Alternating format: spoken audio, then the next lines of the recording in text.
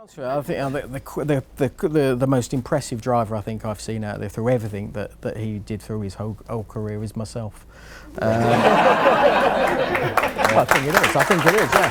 The fastest cripple in the world. Yeah. No, I think with everybody I've seen, you said about Jimmy. I never saw him race, unfortunately. I've only seen what I've seen on TV. But the man that always just gave me a sense, raced him a little bit in karting. Obviously, he went through to win his World Championships, was just the way Ayrton went about his racing. He was just so, it's very similar. Lewis copies him. He's got his same sort of mentality. He was blinkered.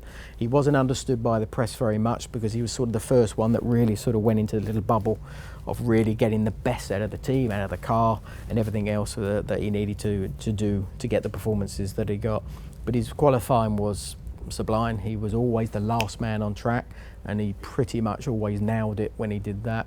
And then when it came down to the racing, we always know he was very quick if it was wet or dry, probably more impressive when it was wet.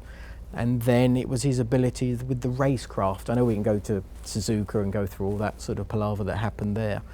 And I think there was just something about him. He had this sort of aura around him. Even Nigel Mansell, to be honest, if he walked in here, there's a massive aura that Nigel carries. Ayrton was exactly the same, and that's something that we haven't seen for quite a long time. You do Michael did what he did.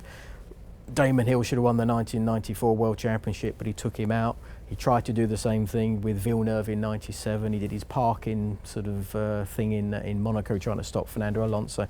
That's just, I know it's horrible with his situation that he's got, but that was just the little bits that weren't what I thought racing was all about. You were there to win it fair and square. But then you go, what Michael achieved was immense. But it was just the way that he did it, and I always thought Ayrton was just that little bit more special.